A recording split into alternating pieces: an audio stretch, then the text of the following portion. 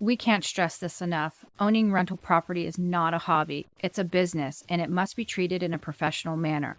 In order to improve your bottom line, you must always be thinking of ways you can improve your space, evaluate ways to reduce your expenses, and reasonably pass on expenses incurred by tenants back to them by way of fees.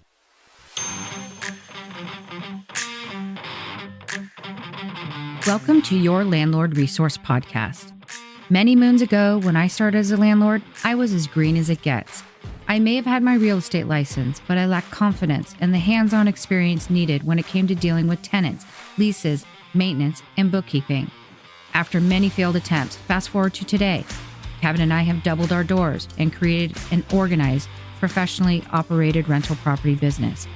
Want to go from overwhelmed to confident? If you're an ambitious landlord or maybe one in the making, join us as we provide strategies and teach actionable steps to help you reach your goals and the lifestyle you desire, all while building a streamlined and profitable rental property business. This is your Landlord Resource Podcast. Hello there, landlords. Thank you for joining us today. My name is Kevin, and I'm here with the Bonnie to my Clyde, Stacy. Let's just hope we don't end up like they did. Okay, today we are here to discuss ways to increase income in your rental properties. I think we've come up with 7 different ways landlords can improve their bottom line. Yeah, there's 7 concepts, all with multiple ways to increase profit in your rental property. And then we'll also briefly touch on some other options that may take some money to complete, but can really boost income after a while. All right, so I think there's a phrase out there, something about big things coming from small beginnings or something like that, meaning that many small improvements can really add up to a good amount of additional income after implementation. Of course, we're going to start with the obvious, and that's to make sure that you're optimizing your rents. First, make sure it is at or just below market rate. There's so many of you out there that are so afraid to raise rents and lose a tenant. Owning rental property is a business, and in order to continue to cover increasing costs, you must stay on top of your rental rates. And here's reasons why.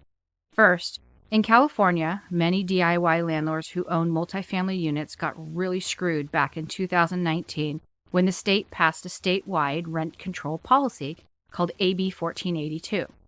This policy does not allow rent increases of more than 10% in multifamily units that were 15 years or older. Single-family homes, or duplexes where the owner lived in the property, were exempt, or are exempt, I should say. Unfortunately, there were several owners that we knew who feared raising rents risked vacancies and had rents 30 to 50% below market rate. Now, they were in a position where rents were increasing, and they could only raise their rental rates around 10% annually.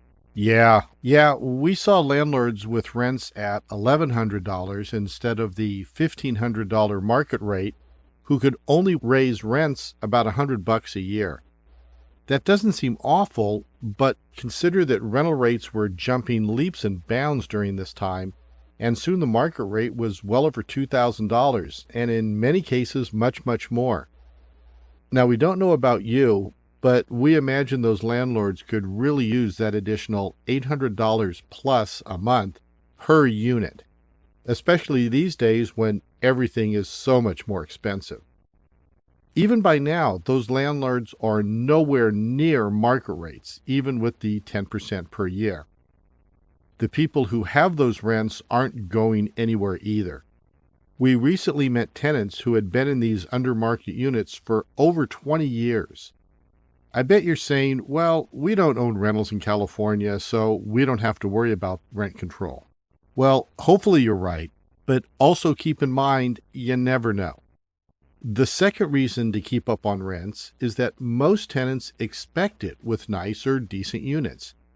If you run your business professionally, you should be doing improvements, keeping up on preventative maintenance, performing inspections, keeping the property looking clean and welcoming, and doing nice but small things to let your tenants know you care. Those landlords we referred to earlier do not do this, and this is why they feared tenants would leave. And you know, they're right. If you work at keeping your property nice and respect your tenants, they will not balk at an increase upon renewal. If they do, and if the new rental rate is just slightly below market, when they go to look for a new place, they will likely think twice about the added expense of moving because other rentals will be around the same rent. Not to mention the security deposit they will have to come up with and the time and expense to move units. If you are a good landlord, they won't risk moving on to someone who may not treat them or the property as well. Yeah, and also if your units are updated with efficient appliances and lighting, or maybe you have new flooring and nice kitchens and baths, and they're clean and present well, you have a better probability of renting it at a higher rate to a more qualified and to a better tenant. If you present a crap unit, you're going to get crap tenants, and your rents are going to reflect that. Another reason why you want to stay on top of your rents is if you decide to sell your rental property someday. Now, this doesn't really apply to single-family homes, but to duplexes or multifamily units. Do you think that someone wants to buy a property that has severely below market rents? They are likely going to have some concerns about how the property was managed and not want to purchase other people's problems. When we're looking at properties, we always look at where the rents are for similar units. When evaluating the rent roll, we need to see that the current rents will cover the expenses of the purchase. We're not looking to have to evict tenants or offer a renewal with a large increase with the hopes it'll all work out. A property is much more attractive to us when we know we can pretty much go in and take over without causing an uproar across all those units. Okay, number 2.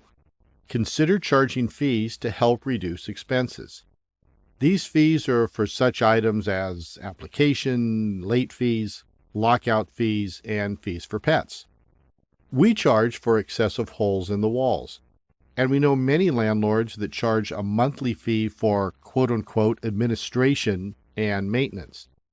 Applications are a no-brainer. This is the best way to cover the cost of the reports you pull for background checks. It also deters applicants that are not serious and likely a waste of your time.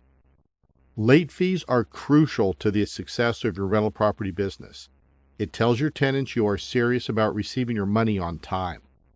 And one tip here, do not charge a flat fee.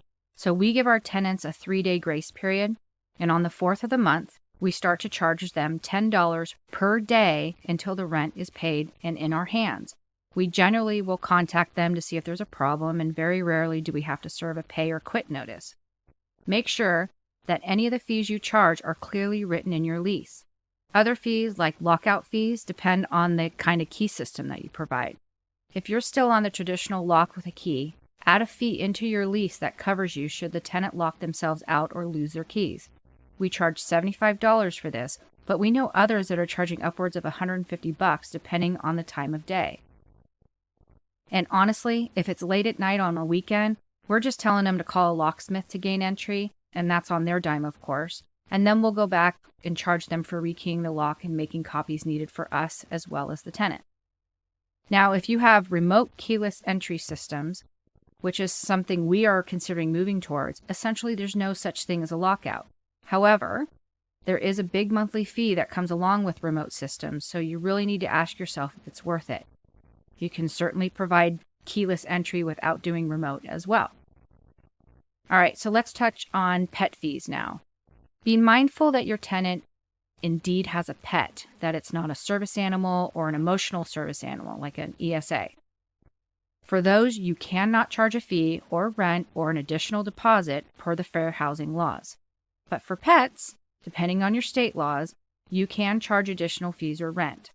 Some landlords will base this on the type of animal, size, breed, etc.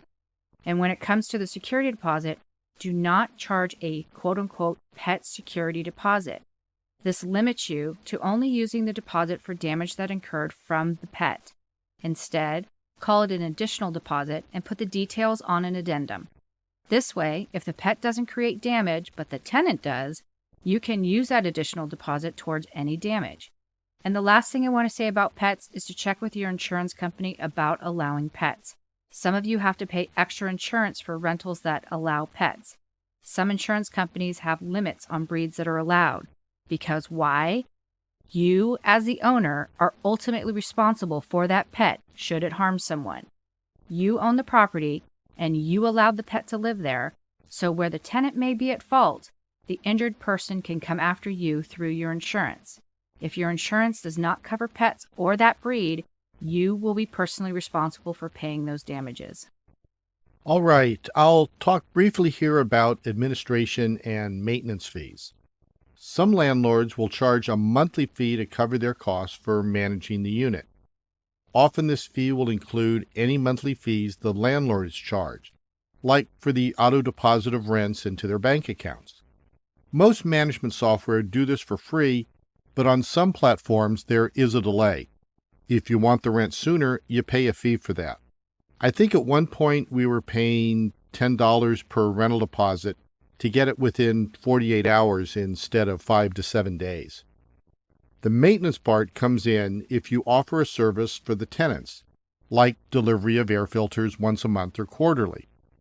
As you know, batteries and smoke detectors and replacing air filters are the responsibility of the tenant, not the landlord.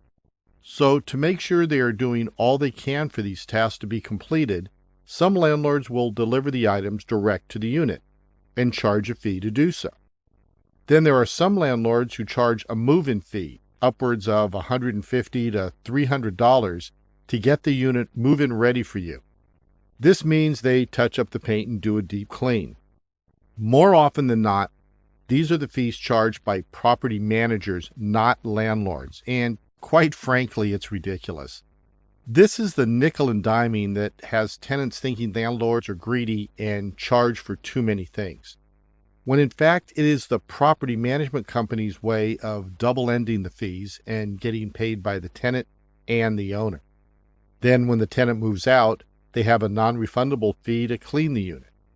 We do not have an additional cleaning fee, but we do itemize what we will charge if the unit is not cleaned properly at move-out.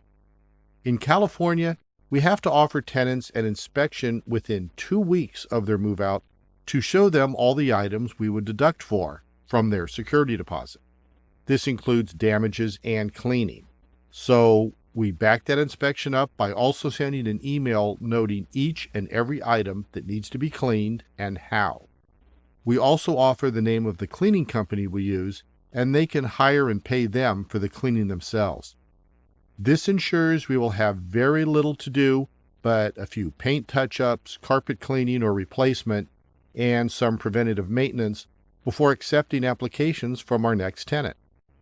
The last fee we suggest you have written into your lease is an additional occupant fee.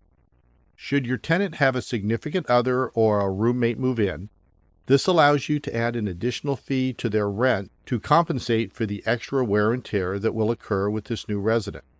Think somewhere around $50 to $100 a month, depending on the quality of your unit. So you can see that adding fees onto your lease is a way to make a pretty decent amount of money each year on top of the rent. Yeah, and one thing to note about fees, be selective. If there's room to pad the rent to compensate for these fees, do so. There is nothing more frustrating than for someone to think they're paying one amount and then find it's much more after the miscellaneous fees have been added on. Think of it like when you go to a resort on vacation. You book online for a rate of $300 a night and you stay at a nice resort where you have lots of great amenities to select from. But then when you go to check out, you see they're charged $35 a day for a resort fee. And fees add up fast, and there's a fine line between reimbursement and taking advantage of a tenant. Our third suggestion is to charge for services provided. For single-family homes, this could be a landscaper or house cleaner to come every couple weeks. You can also provide wireless internet to the property and charge for it. Charge for premium parking spaces, or if you have a detached garage, charge for the use of it. Just because a house has a driveway and a detached garage does not mean it comes included in the rent. We know several landlords that do not include the detached garage and use it for their own storage or rent it out to someone else in the neighborhood. Rents for enclosed parking garages can go for as much as $150 a month. And as mentioned before, most leases state that the tenant is responsible for changing batteries and air filters.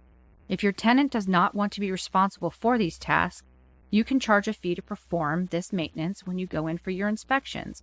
You can also charge a handling fee if the tenant says that they will handle it, but then when you go in for your inspection, you find it hasn't been completed and end up having to do it yourself.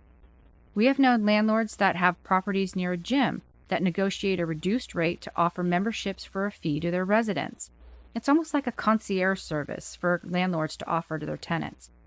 A lot of places do very well each month by charging for these added services, but keep in mind it does mean that there's more to manage on your end. It does. So you'll need to evaluate how many units you have and if the time to create a system around offering these services is worth it. For multifamily units, another way to add additional income is to find a common area where you can add coin-op laundry machines. We have washer and dryers included with our units, but for most older apartment complexes, this is uncommon.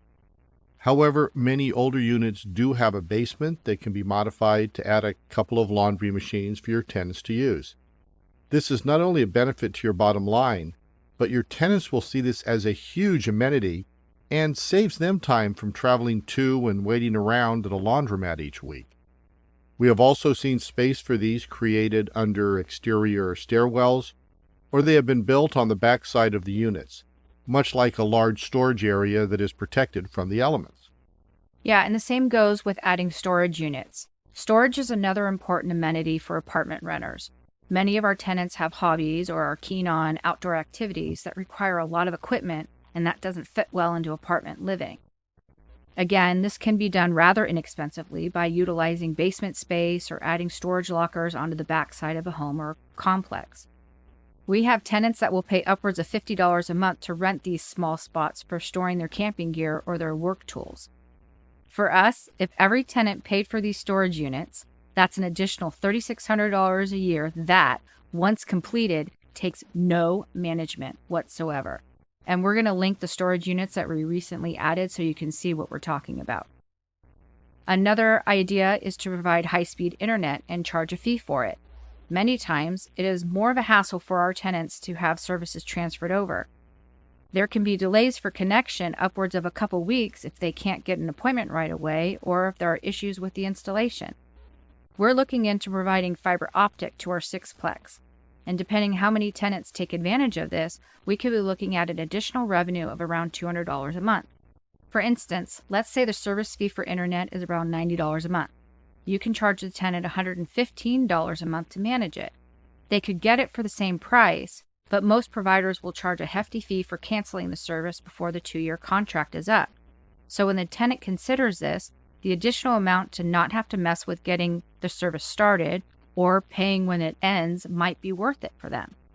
In a multifamily property, the profit is much higher because you pay one fee to the provider and then charge each unit a little under what it would cost if they got it on their own.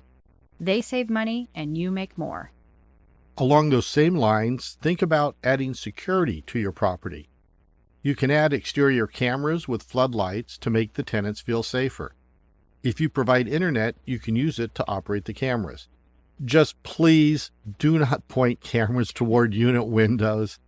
Stick to the pathways, side views of entry doors, and public communal spaces like the front yard or back patio if you have multifamily properties. Now, on to what, number 4?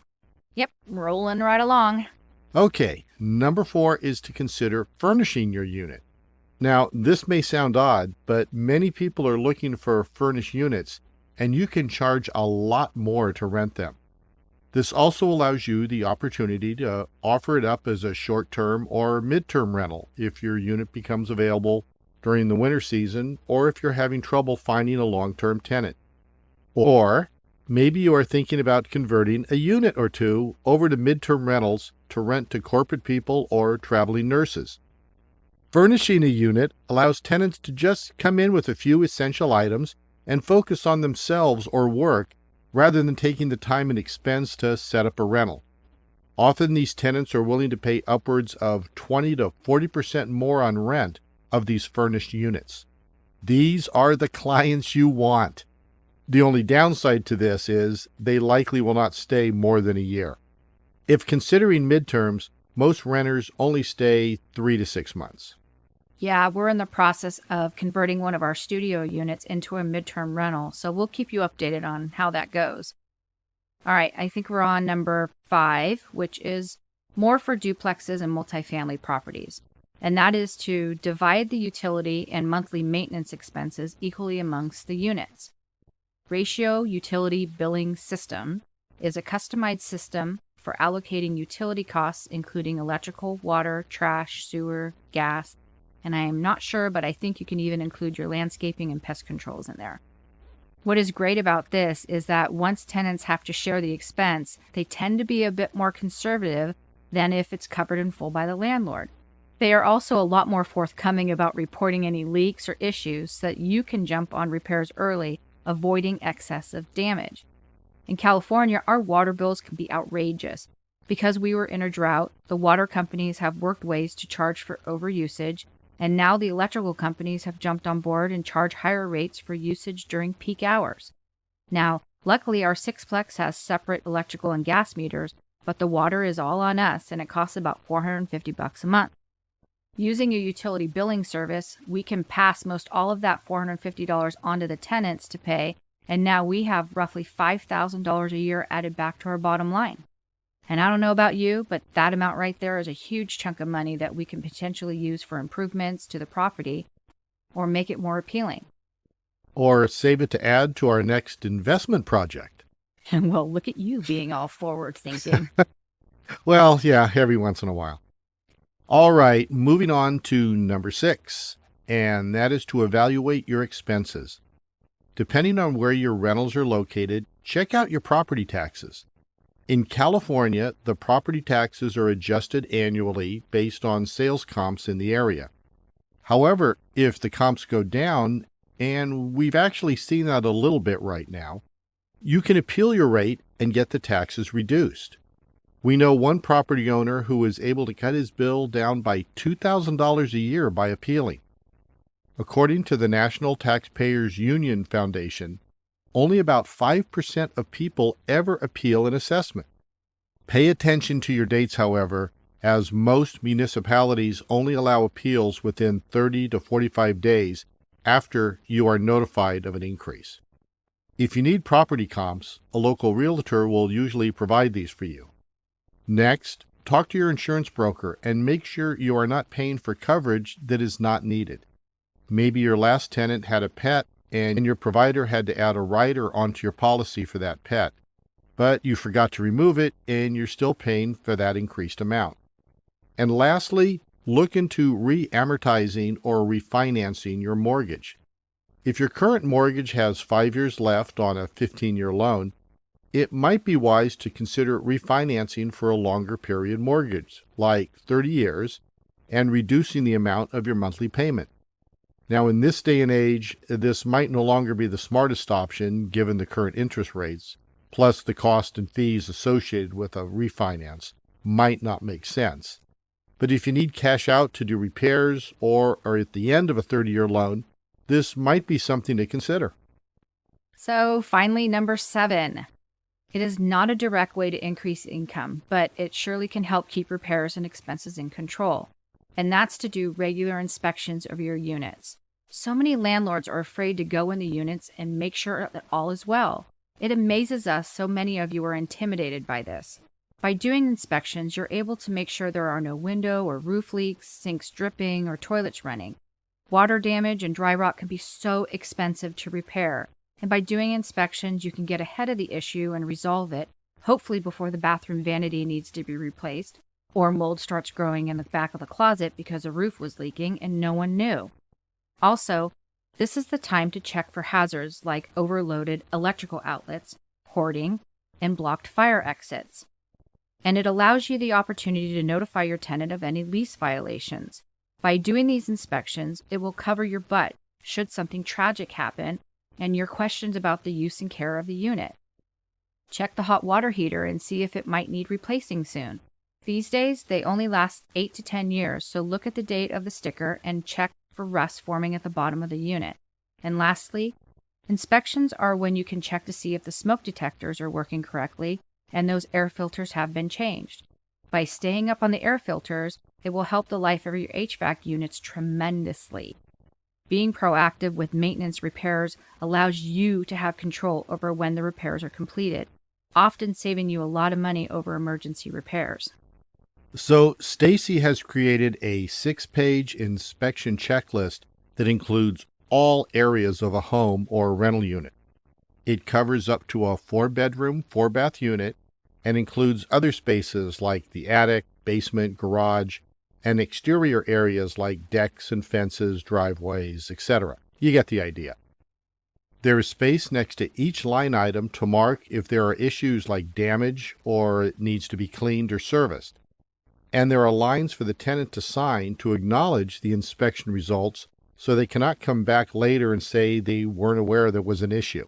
It is available to you for $5, and you can even personalize it with your logo to use over and over for all your units. We'll link it in the show notes. We have one last suggestion. Yeah, and this one is not necessarily an easy one, but it's a way to increase income nonetheless. Yeah, and it's to look at your rental property to see if there's any way to add additional rental space. Now, this can be creating a studio apartment in the basement, or maybe moving some walls in a single-family home to create a duplex. With so many people still working at home now, look at ways you can move walls to create an office space within your units. Something else to consider is to do some major improvements to your units. Make sure the curb appeal is, well, appealing. Change out the vanity and add a new toilet to spruce up the baths. Paint the cabinets and add new countertops, sink, hardware, and appliances in the kitchen to freshen up the space. Change out all the old plugs and switches and put nice new ones in. Remove carpet and install luxury vinyl flooring. This alone will pay off big time down the line. Evaluate the lighting and switch out old incandescent to LED fixtures. If tenants have to pay the bills, they'll appreciate the efficient fixtures and appliances. When you own rental property, you should work to stay competitive. Always be looking to improve your units so you can attract the best tenants. Show pride in your units, and your tenants will be more respectful. Be present, and your tenants will know that they can count on you when they need to contact you for a maintenance request.